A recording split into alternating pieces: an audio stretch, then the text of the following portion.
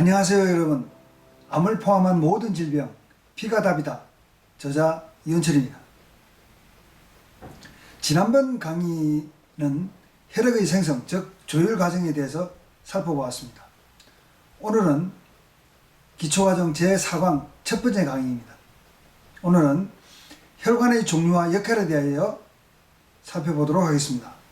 이 부분은 여러분들도 학창시절에 들어봄직한 내용이고 대부분 알고 있는 내용들일 수도 있습니다. 그래서 확인한다는 차원에서 가볍게 들어주시면 됩니다. 하지만 우리가 학창시절에 시험을 볼 때 어려운 문제보다는 쉬운 문제에 많이 틀리지 않습니까? 그래서 이 내용 역시 상당히 사실은 중요한 내용입니다. 그래서 귀를 기울이고 열심히 들어주시면 좋겠습니다. 피가 다니는 길을 혈관이라고 부릅니다. 혈관은 동맥과 정맥 그리고 모세혈관으로 분류됩니다.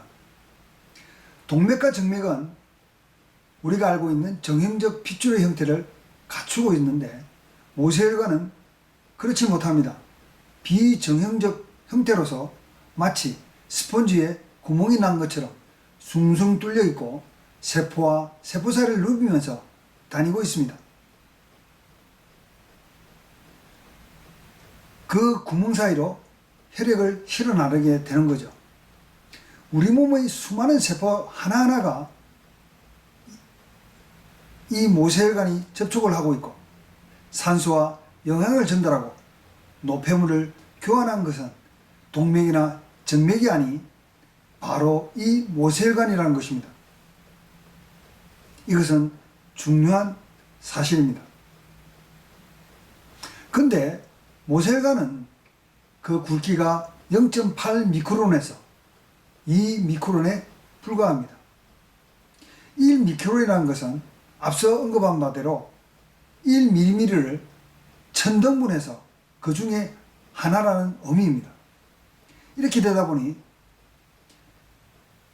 유관이 아닌 현미으로나 보아야 할 정도이고 굉장히 발달했다는 작금의 CT나 MRI, 즉 컴퓨터 단층 촬영이나 자기 공명 촬영 장치 같은 최첨단 의학기기조차 모세혈관을 촬영할 수가 없다는 것입니다.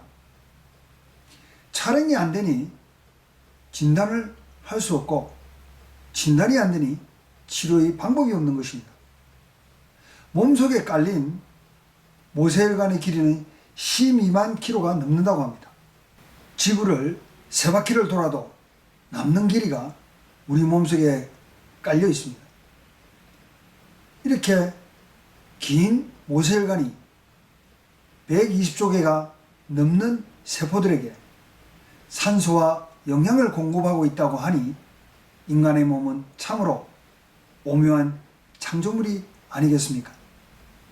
동맥은 피하지방 아래 몸속 깊은 곳에 위치해 있습니다.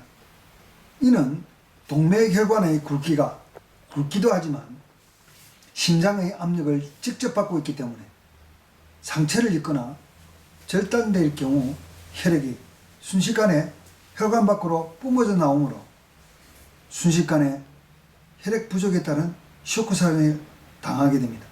그래서 하나님께서 인간을 창조할 때 이런 위험을 가능한 피할 수 있도록 몸속 깊은 곳에 숨겨 놓았지 않나 싶습니다.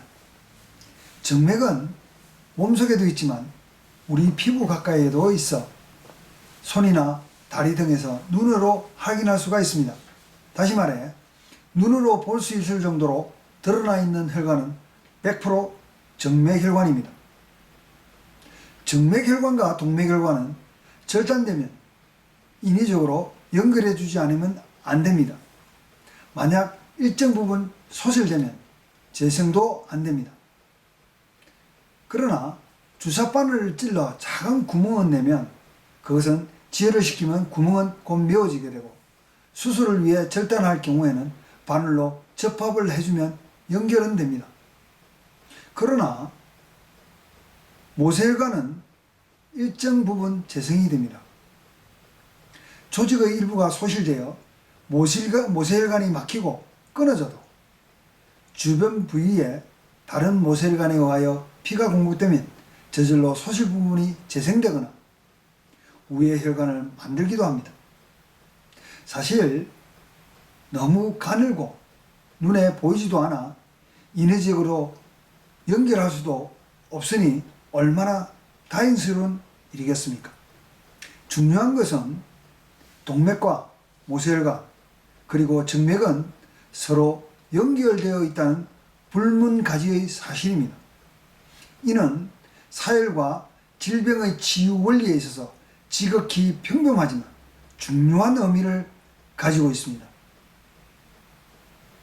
가정하여 본다면 심장의 대동맥의 끝을 잡고 당긴다면 말단에까지의 혈관이 한가닥처럼 줄줄 따라 나올 수 있지 않을까 생각됩니다. 왜냐하면 혈액은 순환하여야 하고 그렇기 위해서는 혈관이 사통팔달로 뚫려 있어야 하며 연결되어 있어야 하기 때문입니다. 사실 동맥과 정맥은 혈관 자체가 굵기 때문에 잘 막히지 않습니다. 강폭이 넓고 깊다면 그리고 유속마저 빠르다면 부유물이 가라앉지 않고 떠내려가는 이치와 같다가 있습니다.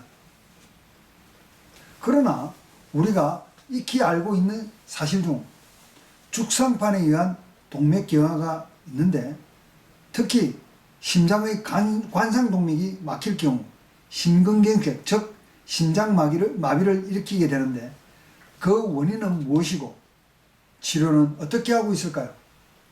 병원에서는 심근경색 환자의 경우 초기 응급치료로 환자에게 혈전용해제를 투여하고 스프링 코일 같이 생긴 스텐트라는 것을 가지고 혈관 확장을 하게 됩니다. 일명 스텐트 수술이라고 하는 카테터 수술입니다. 근데 이러한 시술이 근본적 치료가 될 수 있을까요? 아니라는 점입니다. 동맥보다 먼저 동맥에 연결되어 있는 가늘게 가는 심장의 모세혈관에 오열이 쌓여 있어 일정 수정 이상 막혀 혈류가 늘어지자 그 다음으로 관상동맥이 막히기 시작하는 것이고 점차 악화되어 한계점을 넘어서자 심장의 통증을 느끼게 되는 것입니다. 스텐트 시술로 관상동맥을 일시적으로 확장시켜 응급처치를 해 놓았으나 모세혈관에 막힌 부분은 막힌 채로 그대로 있다는 사실입니다. 동맥은 굵고 눈으로 볼 수 있으니 확장술로 해결할 수 있겠지만 가늘고 눈으로 볼 수도 없는 모세혈관 내의 쓰레기인 오열을 치울 수 없기 때문입니다. 그래서 스텐트 수술 후 짧게는 수개월 혹은 2, 3년 내에 재협착이 일어나 꼼짝없이 사망에 이르게 되는 사람이 부지기수인 것입니다.